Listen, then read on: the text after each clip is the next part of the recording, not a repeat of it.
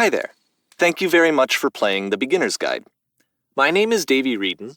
I wrote the Stanley Parable, and while that game tells a pretty absurd story, today I'm going to tell you about a series of events that happened between 2008 and 2011. We're going to look at the games made by a friend of mine named Coda. Now, these games mean a lot to me. I met Coda in early 2009 at a time when I was really struggling with some personal stuff, and his work pointed me in a very powerful direction. I found it to be a good reference point for the kinds of creative works that I wanted to make. So just to start you off, this is, I think, the first game he ever made. It's a level for Counter-Strike. You can walk around here, by the way. And mostly it's just Coda learning the basics of building a 3D environment. But what I like is that even though he starts from the simple aesthetic of a desert town, he then scatters these colorful abstract blobs and impossible floating crates around the level. And of course, it destroys the illusion that this actually is a desert town, and instead this level becomes a kind of calling card from its creator. It's like a reminder that this video game was constructed by a real person. And it kind of makes you wonder, what was going through his head as he was building this? This is what I like about all of Coda's games. I mean, not that they're all fascinating as games, but that they are all going to give us access to their creator. I want us to see past the games themselves. I want to get to know who this human being really is. And that's exactly what we're going to do here. So, it's 2008, Coda starts making these games, and he never releases any of them. He doesn't put them onto the internet, he just makes them and then immediately abandons them, and they sit on his computer forever. And I think he really understood this image of himself as a recluse. At one point, he jokingly renamed his computer's recycling bin to Important Games Folder. So, this was just how he worked. He tended to crank them out one after the other without even really pausing to try to understand what he had just made, until suddenly one day, he just stopped. In 2011, that was it. He made his last game, and then he hasn't made another one since. And that's why I've taken this opportunity to gather all of his work together, is because I find his games powerful and interesting, and I'd like this collection to reach him, to maybe encourage him to start creating again. And if the people like you who play this also happen to find his work interesting, then I'm sure it'll just send that much stronger of a message of encouragement to Coda. So thanks for joining me on this. If you have a particular interpretation that I haven't mentioned here, or if you just need to get in touch, you can email me at daveywreden@gmail.com. Okay, that's about it for introduction. Let's take a look at Coda's first proper game. As each game is loading, I'll show you the date that it was completed. This first one was made in November 2008.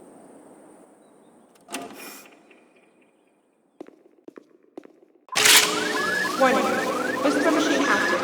Shift destruction imminent. This game is called Escape from Whisper, and it's one of the more generic games you'll see from Coda.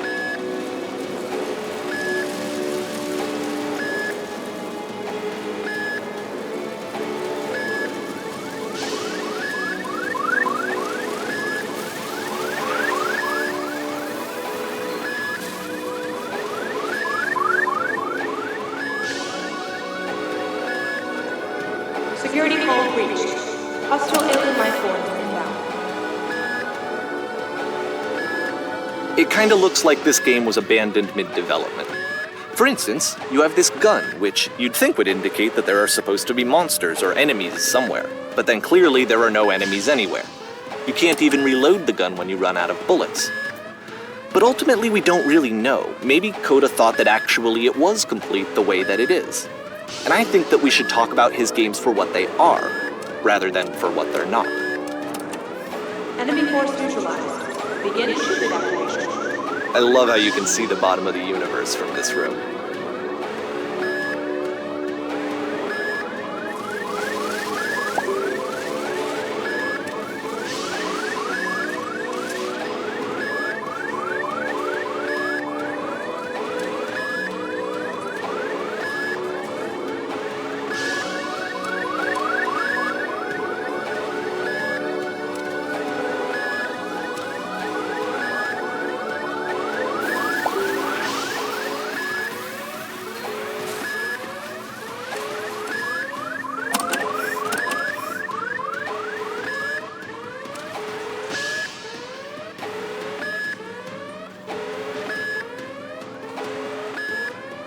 Apparently this space station has a labyrinth on it.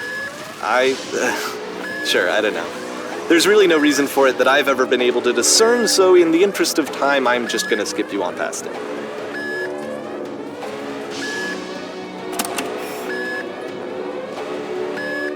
Okay, this is the part that's interesting.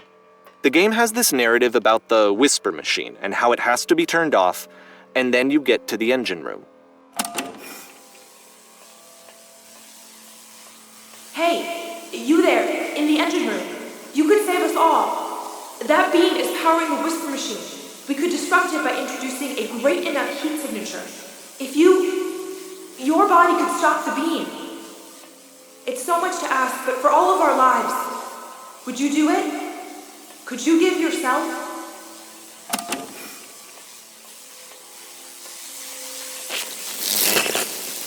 Let me pause here for a second. What you just experienced, stepping into the beam and then dying, is probably what Coda had initially intended when he was developing this level. But when he first compiles and plays it, something goes wrong. There's a bug somewhere. And this is what happens instead.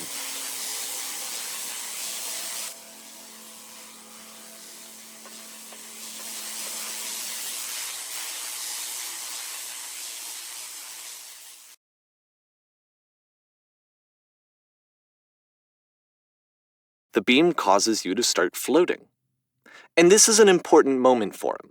Because yes, this is technically a glitch, but Coda identifies something human about it, like how small it makes you feel in the face of this larger chaotic system. Or this floating could be the afterlife, a peaceful place, juxtaposed against all of the hysteria that you've just had to traverse.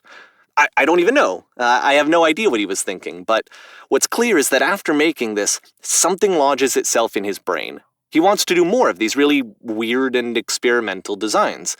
So he stops work on this and moves on to a stream of tiny little games that go in all sorts of directions. Let's go ahead and take a look at the first game he made after leaving this one behind.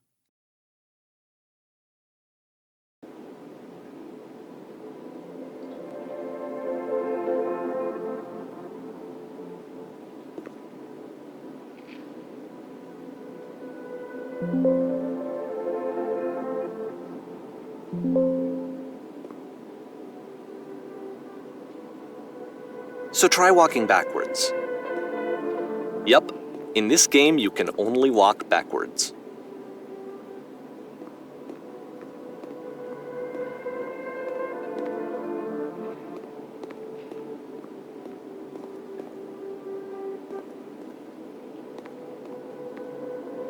So it's a short and relatively minimalist experiment combining motion and narrative. It is less advanced than the previous game, but actually it seems to be more focused, more complete. Coda's trying to give it a unique voice rather than simply basing it on a pre-existing trope.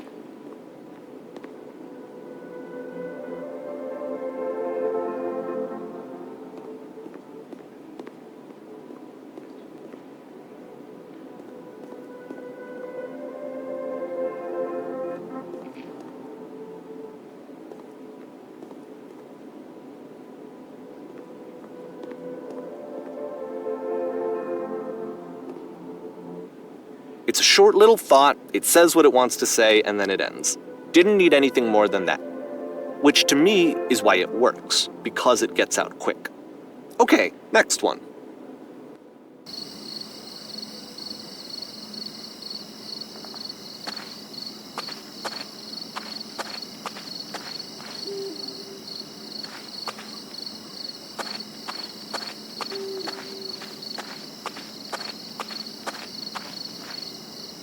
And that's it. Okay, the meaning of this game won't be clear just yet. Please be patient with me for a few more games, and I promise you'll see what makes it interesting. Oftentimes, Coda would put bizarre titles like this one at the start of his games. I wish I'd known him at the time that he was making these early games. He would really only talk to me about his work as he was making it. Once he stopped work on a game, that was it. It was dead to him. And I don't agree with that at all, but what are you gonna do?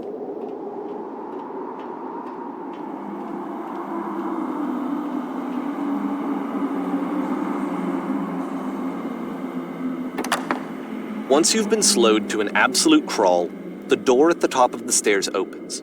So why, if Coda's not showing these games to anyone, why bother opening the door at all?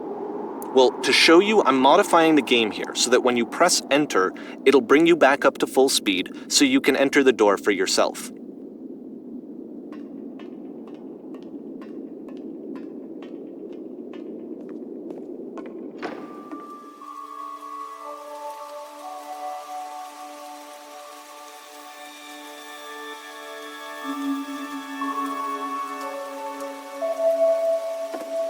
A room that's warm and nice and filled with little ideas for games.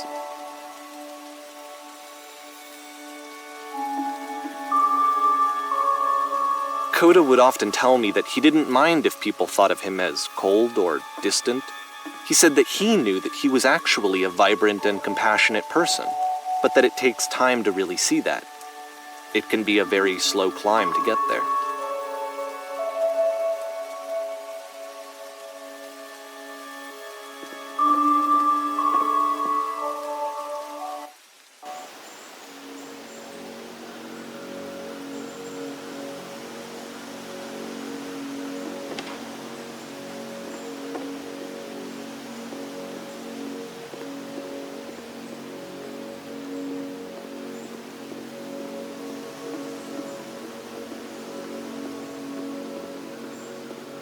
Well, this is new for Coda. It's an actual puzzle.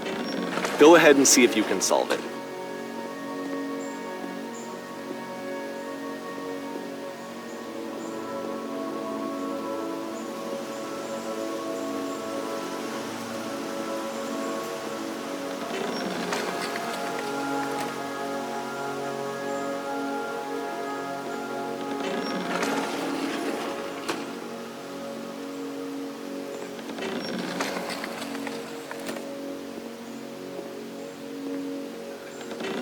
Don't forget that solution, because we're going to see this puzzle again soon. We're going to see it a lot.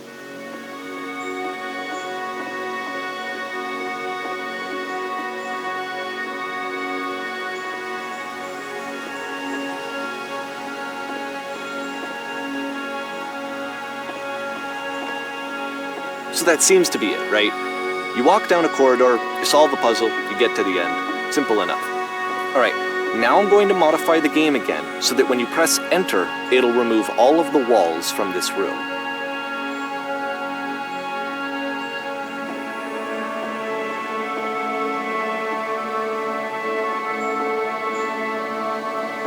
How about that?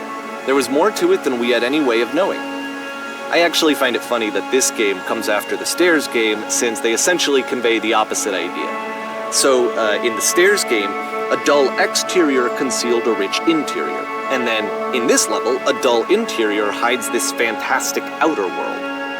Either way, I think that the point is the same, is that most of the time you don't get to know what you're missing, or even that you're missing anything. That's not your role as a player. So if your role here is not to understand, then what is it?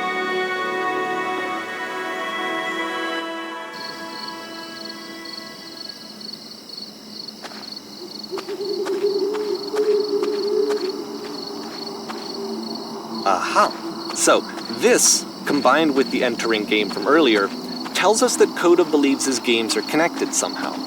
It could even be that the stairs game and the puzzle game are literally connected in between this and the entering game. There's a bigger picture that all of his games are meant to play a role in, some larger meaning that we won't be able to grasp until we've seen all of them. And once we have, we can step back and start to understand what exactly that bigger picture is.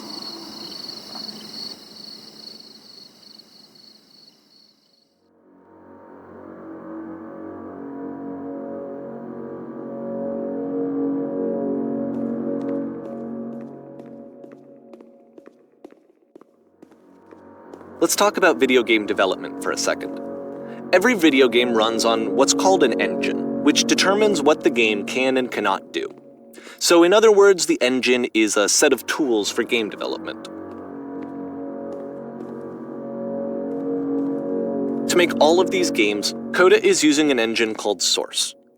Like all engines, Source has certain things that it does well, and it has certain things that it does poorly. One of the things that it does very well is boxy linear corridors. That's why so many of Coda's games are set in these large, flat, empty rooms, is just because he's working with what the engine does well. The tools available to the creator shape what kinds of creative work they're going to end up making. You might consider paying attention to the architecture in Coda's games to notice how they seem to stem from an engine that's very good at producing linear, boxy corridors.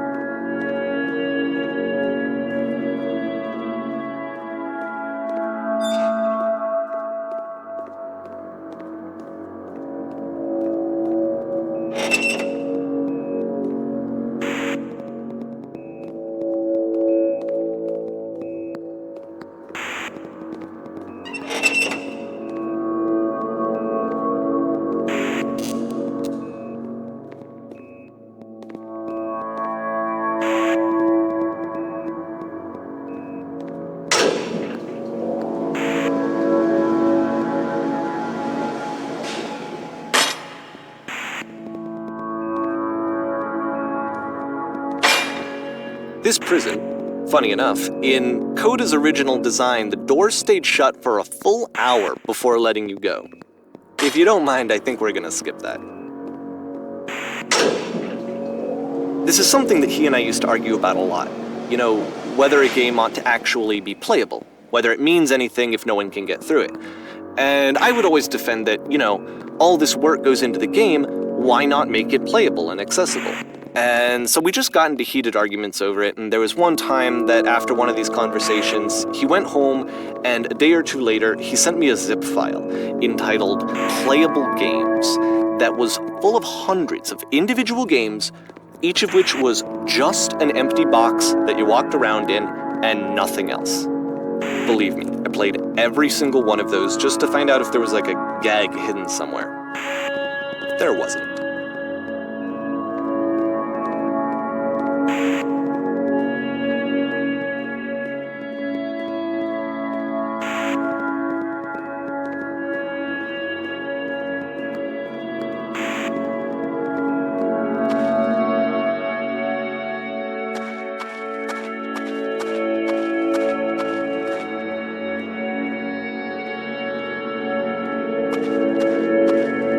It's the puzzle again, with the exact same solution as the last time.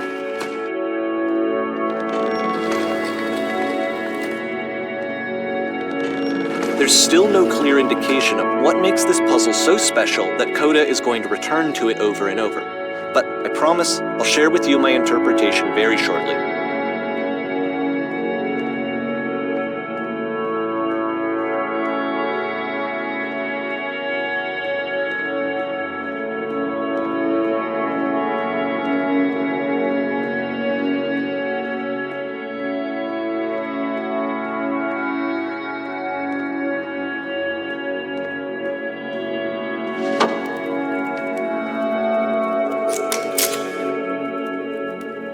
Here, Coda begins using a kind of dialogue system that he fashioned out of the engine's chat capabilities. Use the 1, 2, 3 buttons on your keyboard to respond.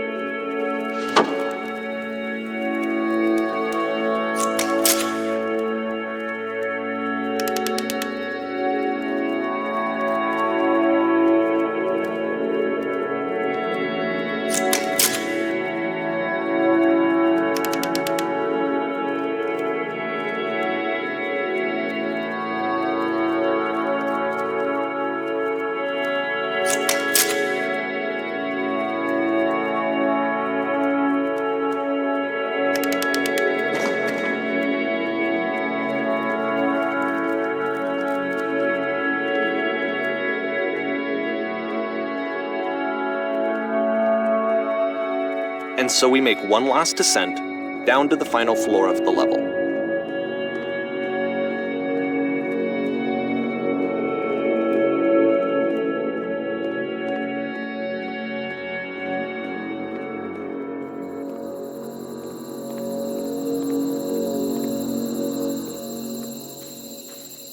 It's a lamppost. Okay, I can't tell you quite why, but for some reason, Coda fixates on this lamppost. It's going to appear at the end of every single one of his games from here on out. I'll tell you what I think.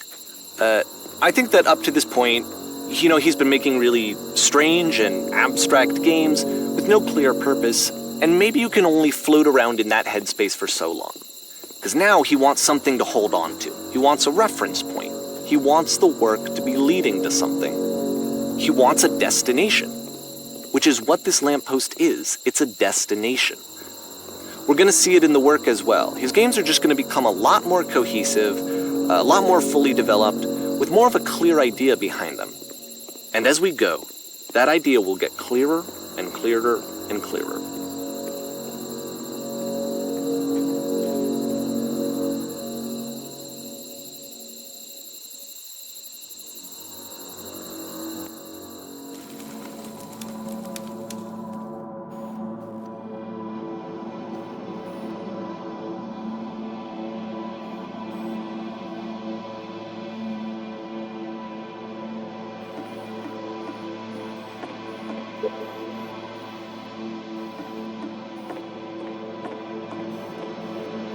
So first off, I'm sure you can deduce this, but this game is not connected to the internet.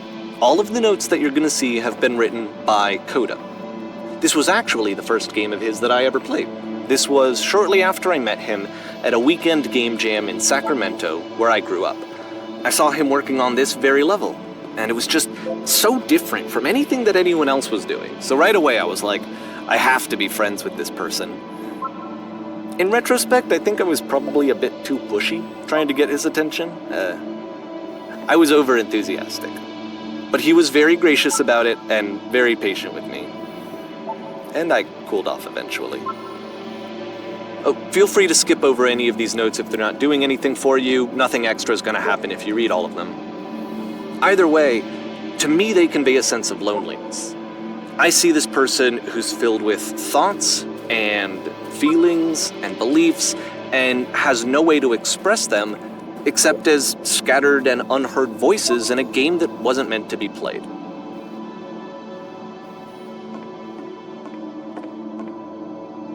But it's ironic, isn't it, that in playing this game and seeing how alone Coda often felt, that we get to know him better and actually kind of connect with him.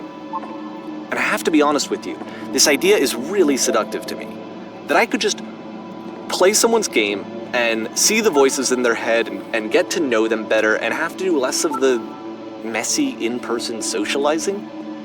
I could just get to know you through your work. I think this is why I always liked Coda's games so much, is because it felt like they let me have that connection. I felt as though he was inviting me personally into his world. And then I feel less lonely too.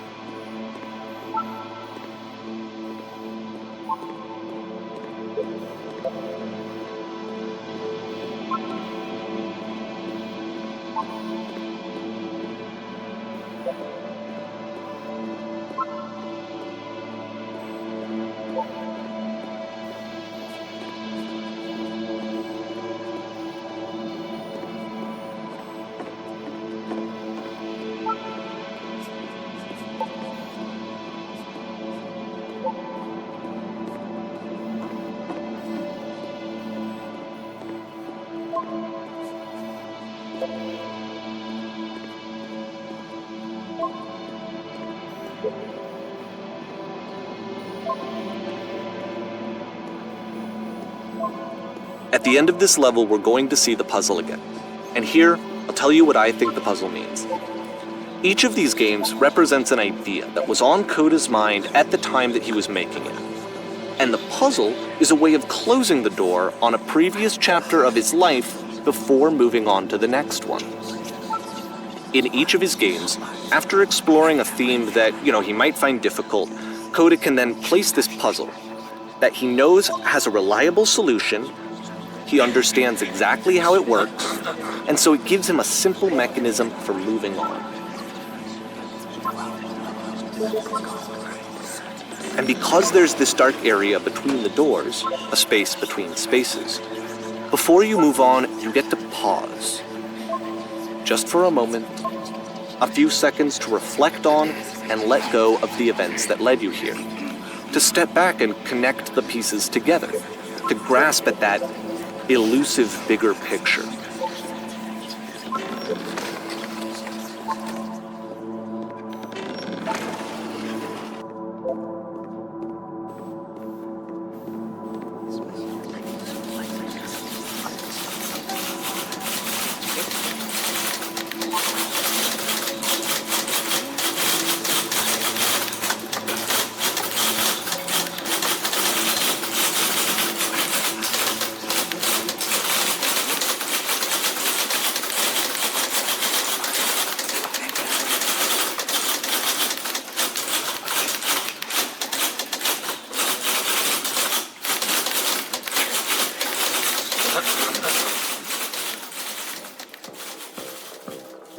Okay, this one is tough. It's gonna kind of just spin its own wheels for a few minutes. Hang with it.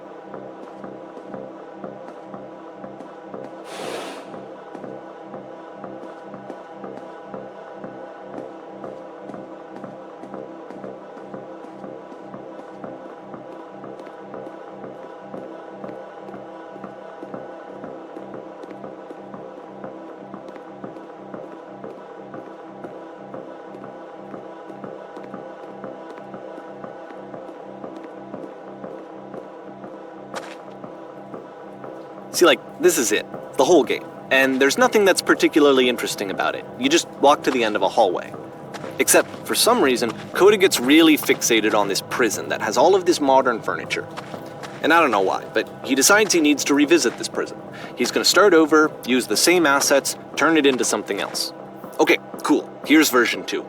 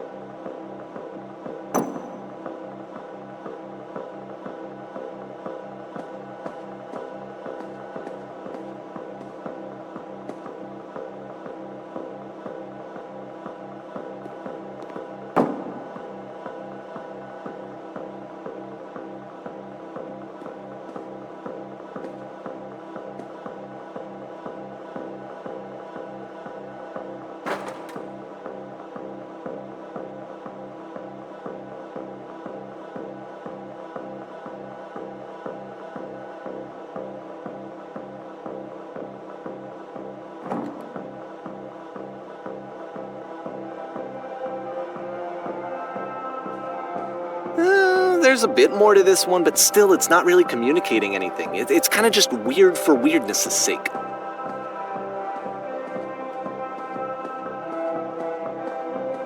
So okay, he throws it out and starts over. This time he comes at the prison idea from a different direction.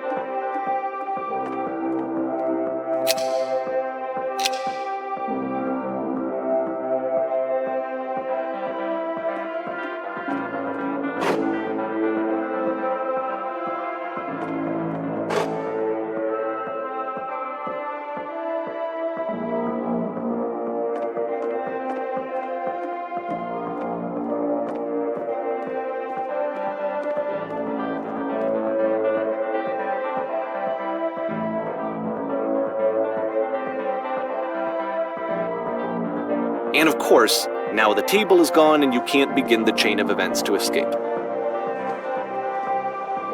Here's a version where there are no bars, but you can't actually get to the well. And then a version where the inside of the prison is the outside and the outside is the inside. Let me just blink you real quick through a few more of these. I mean, he really unloaded on this prison idea. There's nearly a dozen of them. Personally, I think it's awful to watch this, to see a person basically unraveling through their work.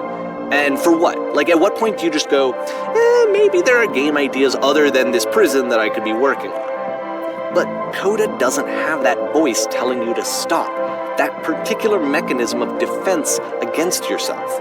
Without it, you just spiral. And so he keeps going and going and going and going and going, and then he hits on something. And he likes it. And that's it. He's done. He stops making prisons. This is the very last version of the prison game that he created. And the reason I think it works is that the prison is not actually in it.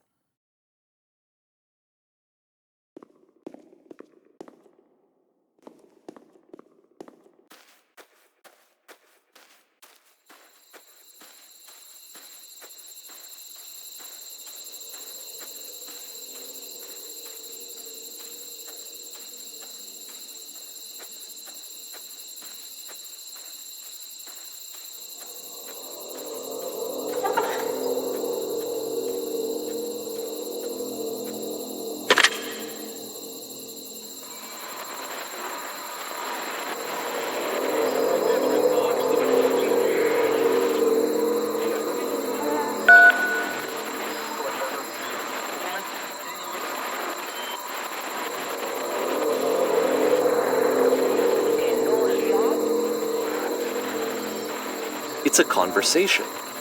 And so this is what Coda wants, is to be able to talk to someone, to share what's on his mind, and to get some good advice from someone who knows. But the irony is that even in this scenario, you're still talking to yourself. You know, all of these games so far are Coda talking to himself.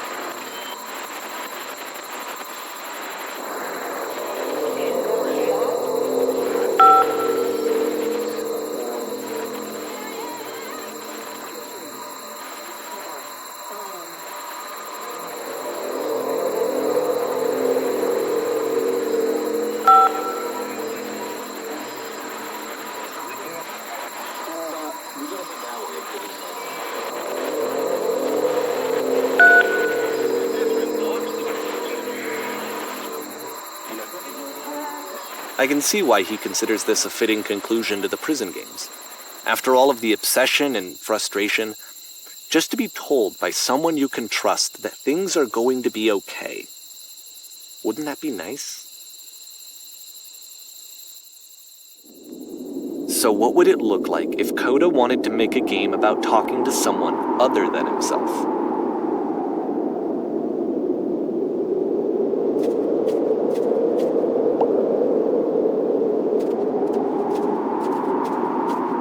To me, this environment is meant to represent Coda's puzzle, with the two doors on either side and a dark transitional space between.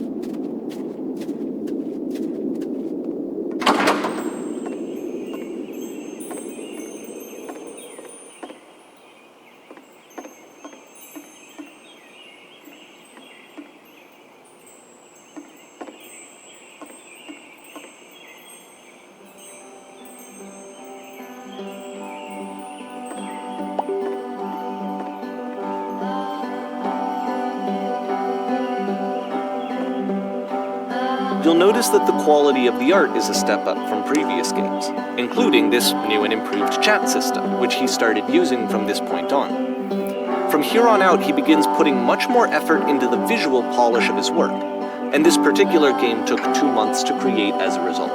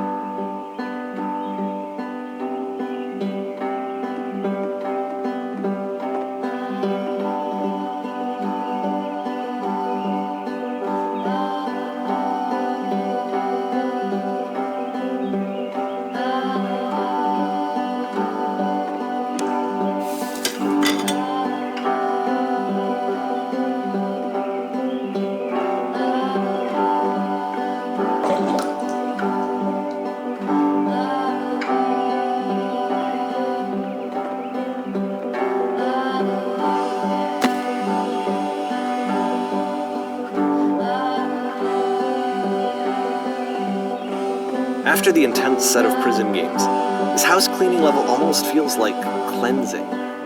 It's the moment after a particularly difficult or traumatic experience where you just need to let it sit and digest inside of you, and eventually cohere into something meaningful.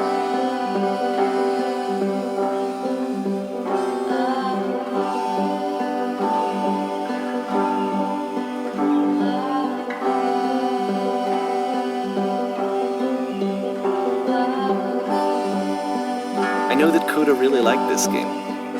Of all of his work, actually, this was the only one that he called me up to ask me to come over and look at it. This was during a period of a few months where he was like grossly happy all the time, just walked around with a constant smile on his face.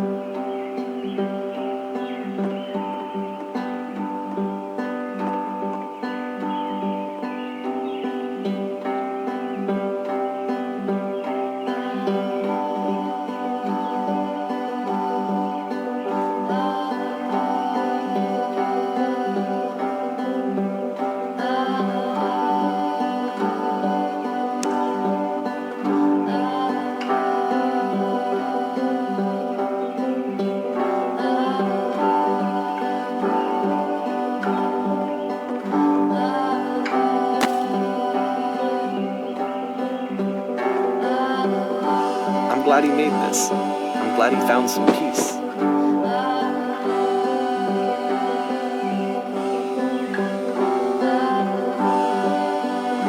But, of course, it can't last. The music stops, your companion is gone, it's time to leave. The door at the top of the hill is now open as well. Again, you can't stay in the dark space for too long. You just can't. You have to keep moving. It's how you stay alive.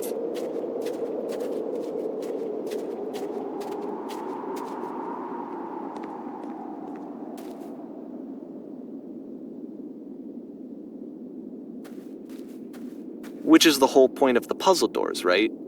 That sooner or later you have to pick up and move. I really thought that was the point of it.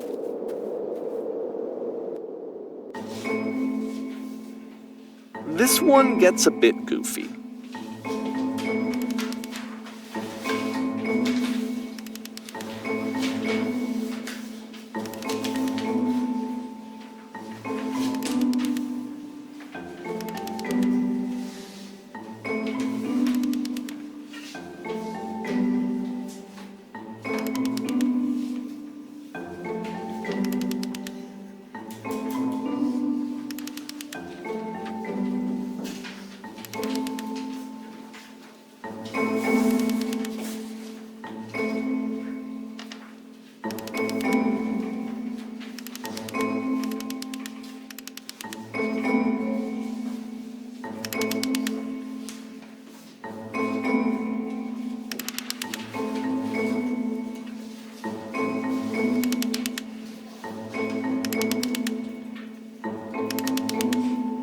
About halfway through the game, the perspective shifts.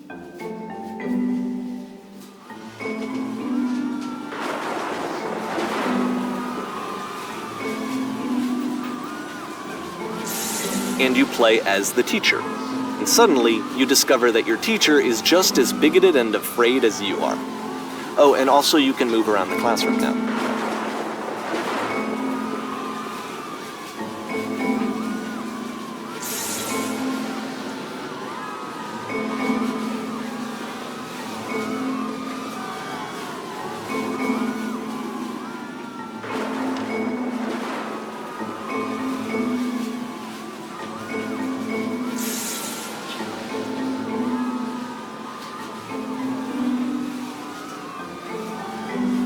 I fell pretty hard for this one. I feel like it's one of the most relatable experiences that you can have. To assume that some other person is perfect and totally fulfilled in every way, and completely miss all of the little flaws that make them painfully human. I think about this game a lot these days.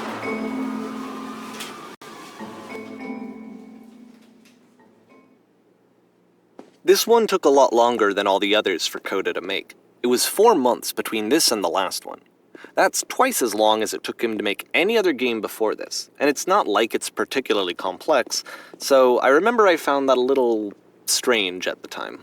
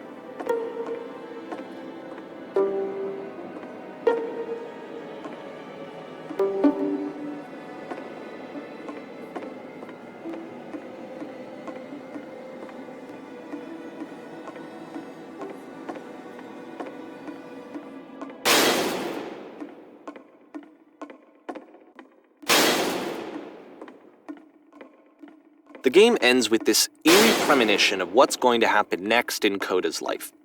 The solution to social anxiety, to fears of having to perform and having to chase success, the answer for Coda is to withdraw, to hide himself away. Which is what leads to scenarios like the stairs that slowed you down several games ago, where it just becomes harder and harder to access Coda's inner landscape because he keeps retreating. He just keeps backing away from possible connections to anyone other than himself. And to be honest, I didn't consider it very healthy when I first played this game. You know, it looked to me like he was trying to justify the idea of just disconnecting yourself from the world. And that wasn't what I wanted for him or for his games. Because I feel like a lot of his games are inviting me to connect with this person, to bring him closer. But what can you do? After this, Coda went off and took another 5 months to make a new game.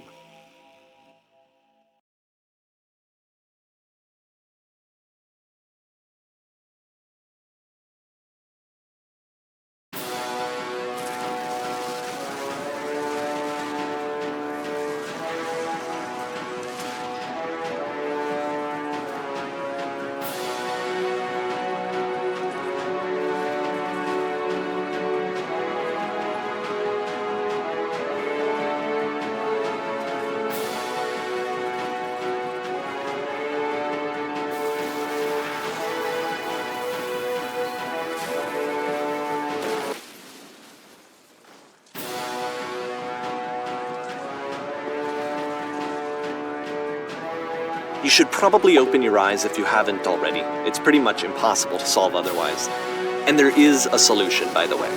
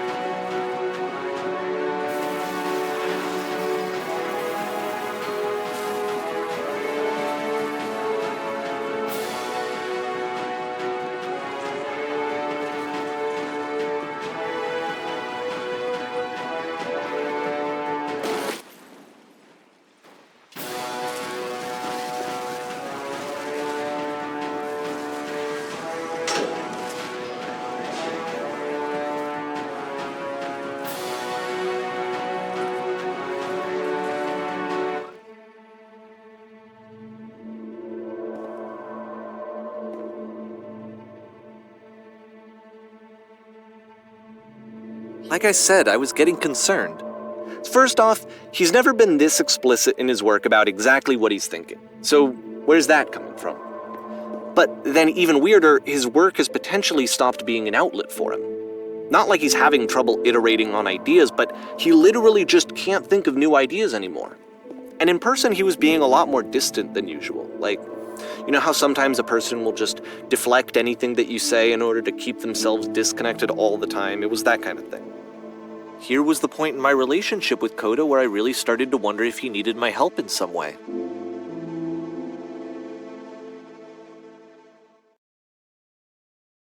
His games are going to get more desperate from here on out. After this game, it's almost 6 months before he finishes something new.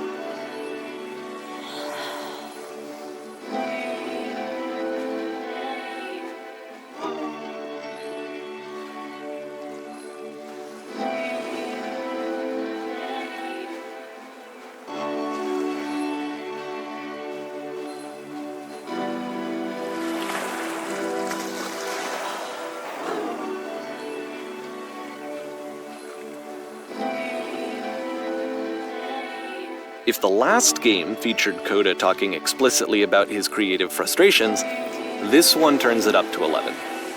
Now, put yourself in my shoes playing this. Here's a friend whose work is exhibiting signs of struggle, frustration, anxiety, depression, even. And yet, still, he keeps making games. He keeps throwing himself into the grinder even when he clearly doesn't have the energy for it anymore. Why? What is it for? Because from my perspective at the time, and just what I knew of him, this was a result of how isolated he was. He was in his own little bubble, just sitting at his computer all day, not really showing these games to anyone, not releasing them onto the internet. And so he didn't have anyone outside of himself to connect with. He had no outlet to ground himself on.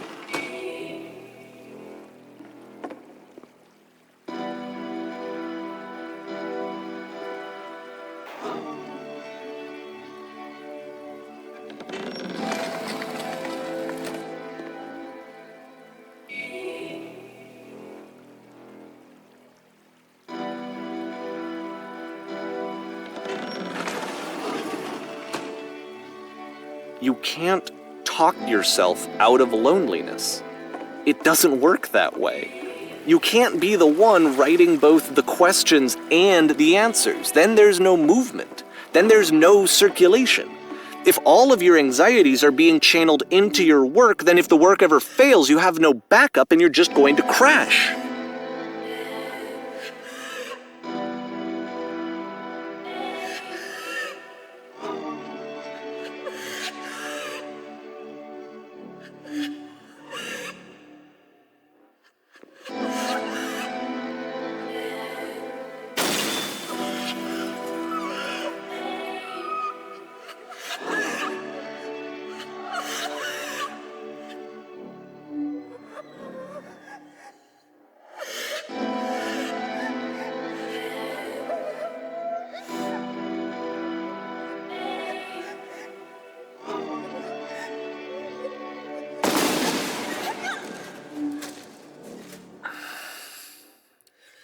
Seeing this game at the time that he made it, it looked really unhealthy to me. I was watching him do this to himself, and I hated it. I hated seeing him so trapped. It's like, video games are not worth this amount of suffering. This is someone I really cared about, and I used to get so much joy out of seeing him create. For him to suddenly become angry and frustrated like this was the worst thing for me. I don't know. This is what I felt at the time. I don't know how else to explain it. I wanted it to stop more than anything. I had never felt so rotten. I needed more than I had ever needed anything for this to stop.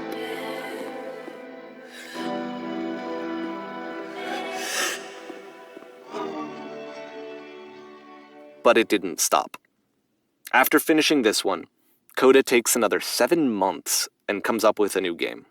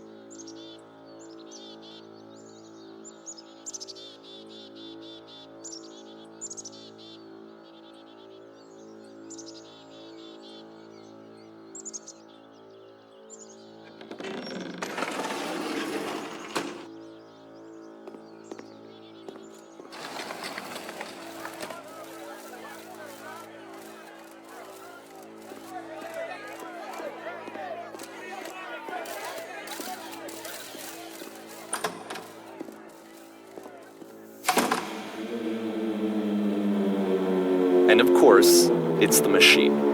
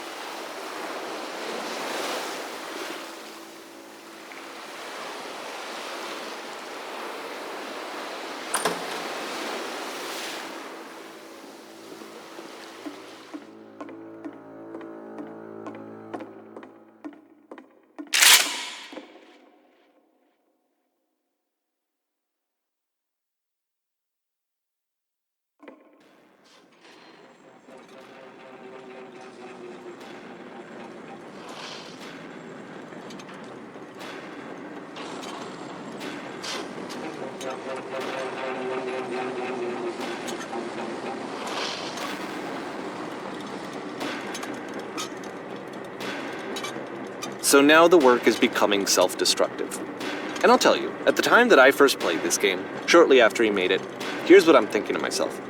I'm thinking that code is stuck in his own head, and that it's having a very negative effect on him, and that all he needs to do is just start showing his work to people, to get some actual feedback on his games. It might get him out of isolation. And so, as I'm thinking this, I realize that I could be the one to initiate it. Because it would never occur to Coda to start actively soliciting feedback, so what if I did it for him? If he could see the difference it would make to have more actual conversations with other human beings, would that bring him out of his mental spiral? Would it give him confidence in himself? Would it bring meaning back into his work?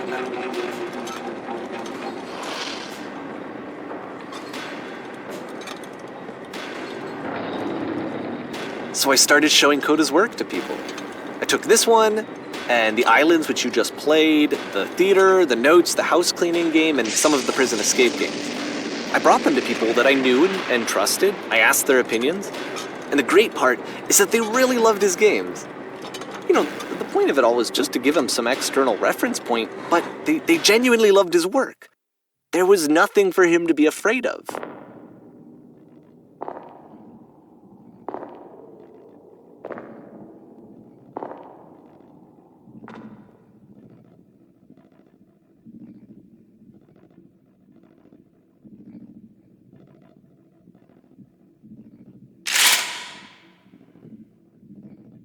Can you see why I felt like this was the right thing to do? Because it's the thing that I always feel like I need, to be told that my work is good, that I am good. When someone really connects with a thing that I've made, when they see themselves purely in my work, there's nothing that feels better. And I got to give that very same feeling to my friend. I did something... I really felt like I'd done something good, like I was a good person. I felt like there was a friend who was in trouble and was unhappy and maybe didn't like themselves, and I could fix it. If I could give him this gift, maybe I could fix the problem. When they told me how much they enjoyed his games, it was the best feeling. It was the absolute best feeling. It made me feel so happy, so beautifully, beautifully happy.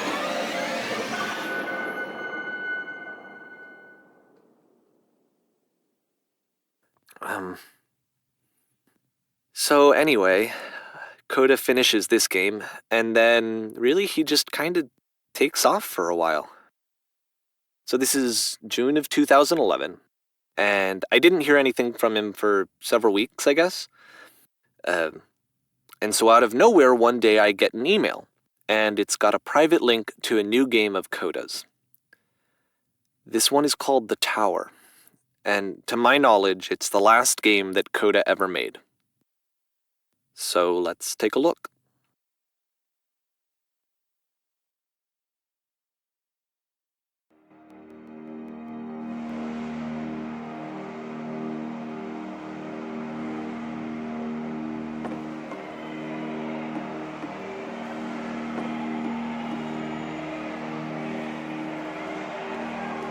And this is where I have trouble saying anything meaningful about Coda's work. Because more than anything else, the tower just feels distant. It feels like it's trying to distance itself from the world. It's a very cold game.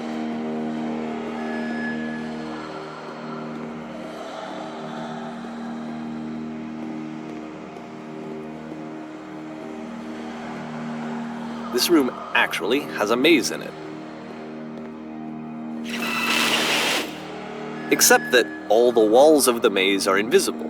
And then every time you touch one of the walls, there's this awful flashing and noise, so the experience is really miserable. The game goes beyond not being meant to be played, it actually seems to despise the player for trying to play it at all. But I do want to show you the rest of the levels, so when you're ready to continue, press enter and I'll put a bridge over the maze.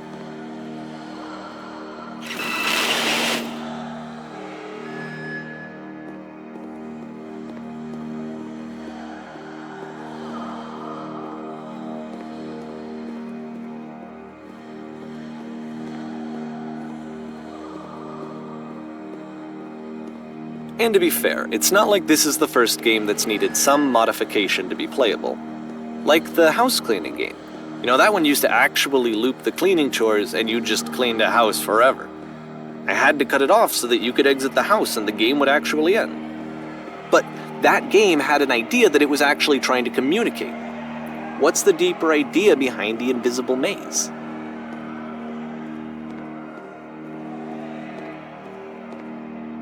The only way past this challenge is to randomly guess the 6-digit code.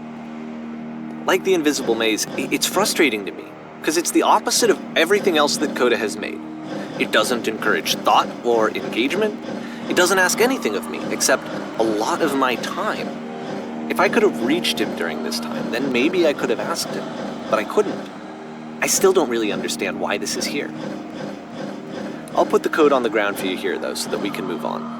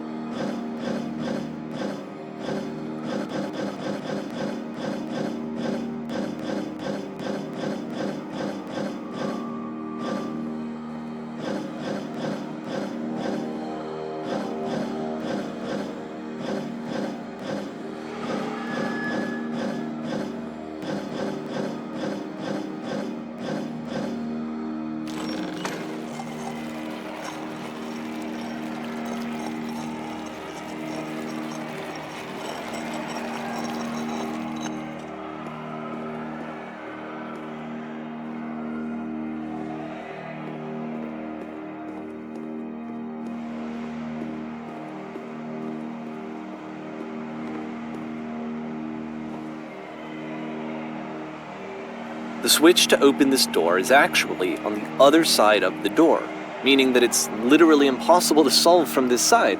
So even if you somehow brute forced your way through the first 2 challenges and you got to this point, there's actually just no way to progress. And it's scary for me, the idea of Coda cutting himself off entirely, just saying, that's it, that's the end of the conversation, not giving me any way to fix the problem. I feel like a failure, I guess, when I can't fix the problem. But I can open this door for you, so let me do that.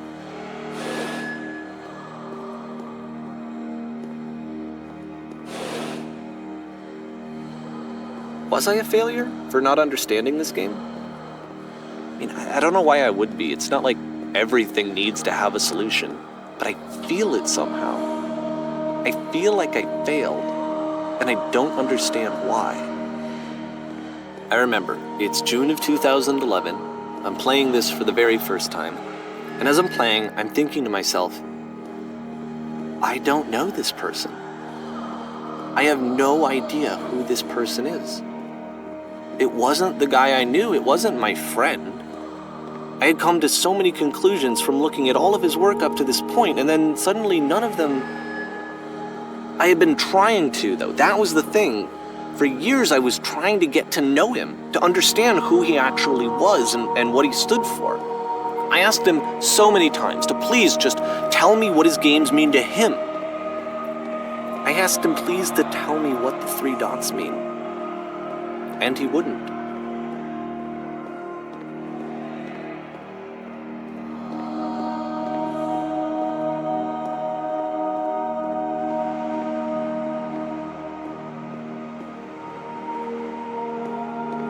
I just felt so strongly that if I could have connected with him, that if I could have somehow made his work my own, that I would finally be once and for all happy. It was that I needed to see myself in someone else. I needed to be someone other than me. But he stopped and left, and it felt somehow like I had failed.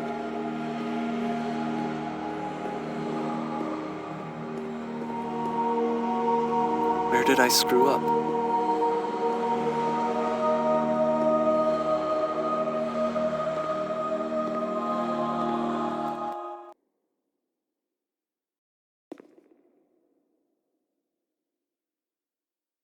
I'm the reason that you stopped making games, aren't I? It's because of what I did. I poisoned it for you.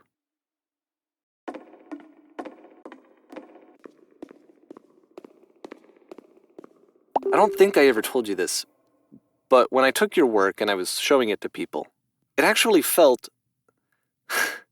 it felt as though I were responsible for something important and valuable.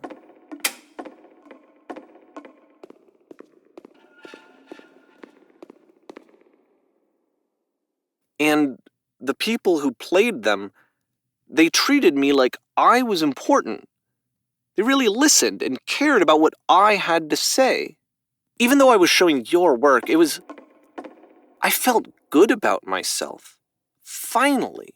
For a moment, while I had that, I liked myself.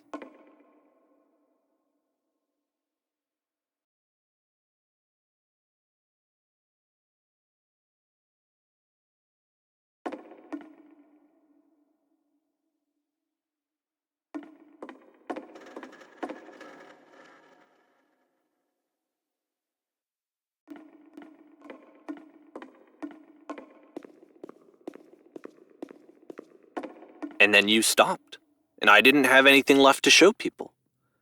I just had to be with myself.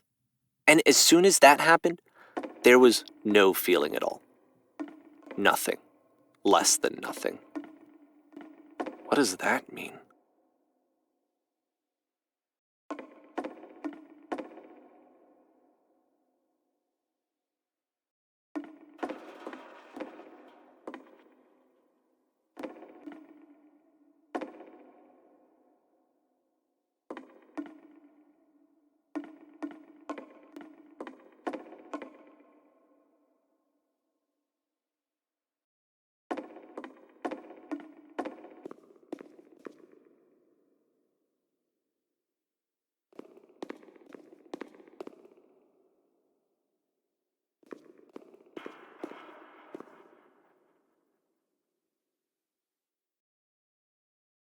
I'm afraid that I did something really stupid because I don't like myself.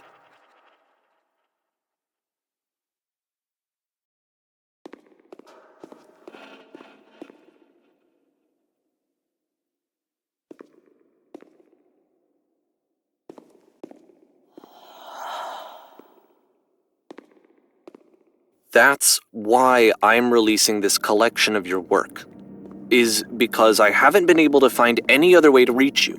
I've tried everything. And so a part of me has hope that if I put this compilation out into the world, and if I put my name on it, that maybe enough people will play it so that it'll find its way to you, so that I can tell you that I'm sorry. I know I screwed up. If I apologize to you truly and deeply, will you start making games again? Please, I need to feel okay with myself again. And I always felt okay as long as I had your work to see myself in. I mean, is something wrong with me? Because I know that I did an awful thing, and I'm doing it again right now. Like, I'm showing people your work, but I can't stop myself from doing it. That's how badly I need to feel something again, like I'm an addict. There has to be something wrong with me. Can I apologize? What if I tell you I was wrong? Will that work? Will that fix it? I don't know. I don't think it will, but there's nothing else that I can do. Just tell me what you want. I'm sorry. I'm sorry. Please, start making games again. Please help me. Please give me some of whatever it is that makes you complete. I want whatever that wholeness is that you just summoned out of nothing and you put into your work. You were complete in some way that I never was. And I want to know I want to know how to be a good person. I want to know how not to hate myself. Please. I'm fading, and all I want is to know that I'm going to be okay.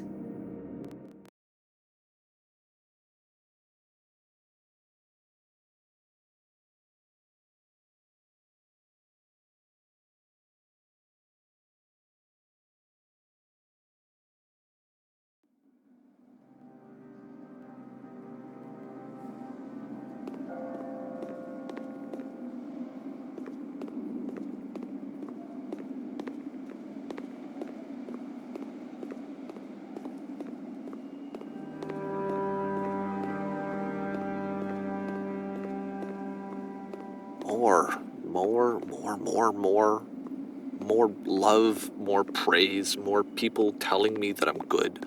Always more. It's like a disease.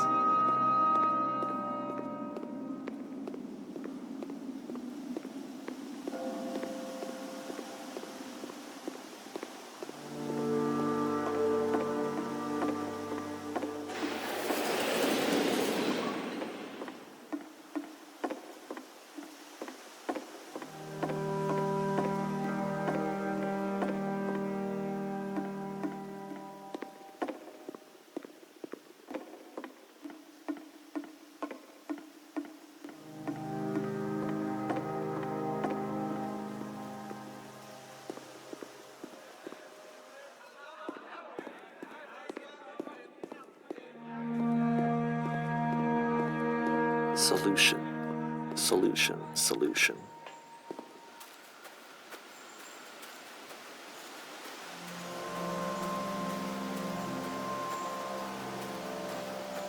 I guess if someone had told me ahead of time that he just really enjoyed making prison games, maybe I wouldn't have thought he was so desperate. I wouldn't have told so many people that he was depressed. Maybe he just likes making prisons.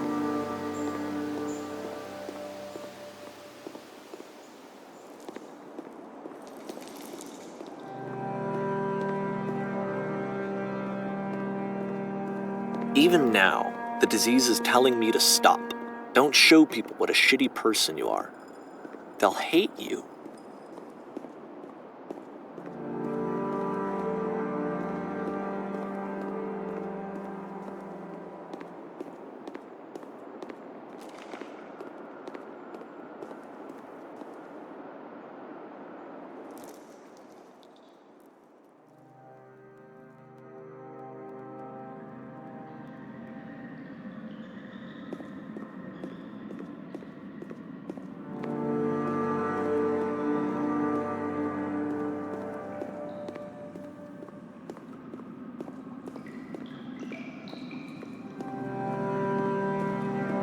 If I knew that my life depended on finding something to be driven by other than validation, what would that even be?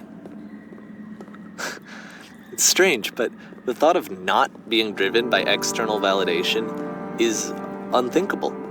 Like, I actually cannot conceive of what that would be like.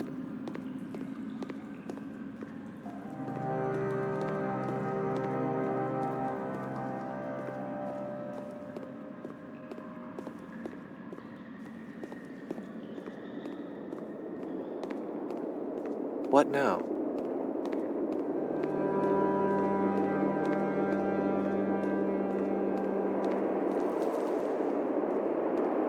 I think I need to go. And I'm sorry, because I know that I said that I would be here and I would walk you through this, but I'm starting to feel like I have a lot of work to do. I have a lot that I need to make up for, and so I'm just gonna... Okay.